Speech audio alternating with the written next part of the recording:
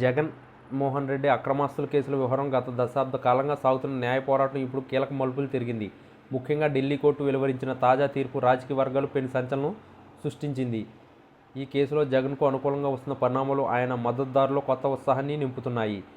దీర్ఘకాలంలో పెండింగ్లో ఉన్న ఈ కేసులపై న్యాయస్థానం చేసిన కొన్ని కీలక వ్యాఖ్యలు ఇప్పుడు దేశవ్యాప్తంగా చర్చనీయాంశమయ్యాయి. ప్రాథమిక ఆధారాలు బలంగా లేవని లేదా సరైన పద్ధతిలో సాక్ష్యాలను సమర్పించలేదని కోర్టు అభిప్రాయపడడం జగన్ వర్గానికి పెద్ద ఊరటనిస్తుంది. అసలు ఇన్ని ఏళ్లుగా నలుగుతున్న ఈ కేసులో పక్కా ఆధారాలు లేకుండానే ఛార్జ్షీట్ ఎలా దాఖలు చేశారనే ప్రశ్న ఇప్పుడు న్యాయ నిపుణుల నుంచి సైతం వినిపిస్తుంది. రాజకీయ ప్రయోజనాల కోసం దర్యాప్తు సంస్థలను ఉపయోగించుకున్నారా అనే అనుమానాలు మళ్లీ తెరపైకి వస్తున్నాయి. సాధారణంగా ఏదైనా కేసులో విచారణ ప్రారంభమైనప్పుడు సాక్ష్యాల సేకరణ అత్యంత ముఖ్యం. అయితే జగన్ కేసుల విషయంలో దర్యాప్తు సంస్థలు అనేక ఏళ్లు గడిచినా నిరూపించదగ్గ ఆధారాలను చూపడంలో వెనకబడ్డాయనే వాదన బలంగా వినిపిస్తుంది.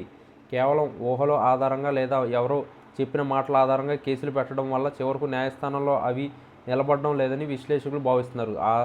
ఆధారాలు లేకుండా వ్యక్తిగత లేదా రాజకీయ కక్షలతో కేసులు పెట్టినప్పుడు వ్యవస్థల ప్రతిష్టత దెబ్బతింటుందని కోర్టు కూడా పరోక్షంగా హెచ్చరించినట్లు కనిపిస్తుంది. ఇది కేవలం ఒక వ్యక్తికి సంబంధించిన విషయం మాత్రమే కాకుండా వ్యవస్థల పనితీరును కూడా ప్రశ్నిస్తుంది. మరోవైపు ఈ పరిణామాలు ఆంధ్రప్రదేశ్ రాజకీయాల్లో ప్రకంపనలు సృష్టిస్తున్నాయి. ముఖ్యంగా ముఖ్యమంత్రి చంద్రబాబు నాయుడు ఈ వ్యవహారంపై చాలా సీరియస్గా ఉన్నట్లు తెలుస్తుంది. ప్రభుత్వ యంత్రాంగం మరియు న్యాయ విభాగం ఈ కేసులు డీల్ చేస్తున్న తీరుపై చంద్రబాబు అసంతృప్తి వ్యక్తం చేసినట్లు సమాచారం. సుదీర్ఘకాలంగా జరుగుతున్న ఈ న్యాయ ప్రక్రియలో లోపాలు ఎక్కడ ఉన్నాయనే దానిపై ఆయన ఆరా తీస్తున్నారు. ఢిల్లీ కోర్టు ఈ తీర్పు జగన్కు సానుకూలంగా మారడం వల్ల ప్రభుత్వానికి రాజకీయంగా ఇబ్బందులు ఎదురయ్యే అవకాశం ఉందని చంద్రబాబు భావిస్తున్నారు. అందుకే ఈ విషయంలో తదుపరి అడుగు ఎలా వేయాలి అనే దానిపై ఆయన న్యాయ నిపుణులతో అత్యవసరంగా చర్చిస్తున్నట్లు వార్తలు వస్తున్నాయి. కేసులో జాప్యం జరగడం వల్ల నిందితులు తప్పించుకునే అవకాశం ఉందని భావిస్తున్న ఆయన ప్రభుత్వ తరపున గట్టి వాదనలు వినిపించాలని ఆదేశించినట్లు సమాచారం. కేసు నమోదు చేసిన సమయంలో ఉన్న ఉత్సాహం దర్యాప్తులోనూ తీర్పుల సమయంలోనూ ఎందుకు కనిపించడం లేదని చంద్రబాబు తన మంత్రులు మరియు అధికారులతో చర్చించినట్లు వినికిడి. ఇది కేవలం ఒక తీర్పు మాత్రమే కాదని భవిష్యత్ రాజకీయ పరిణామాలను శాసించే అంశమని ఆయన గట్టిగా నమ్ముతున్నారు.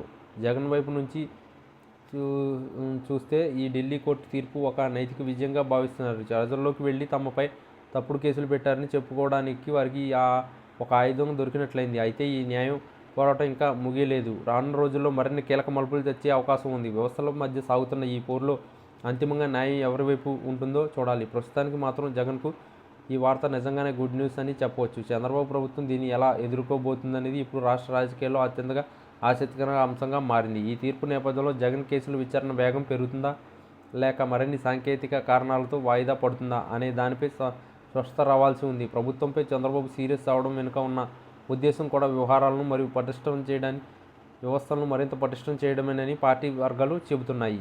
ఏది ఏమైనా ఢిల్లీ కోర్టు ఇచ్చిన ఈ సంచలన తీర్పు ఆంధ్రప్రదేశ్ రాజకీయ చదరంగంలో కొత్త ఎత్తుగడలకు దారితీసింది.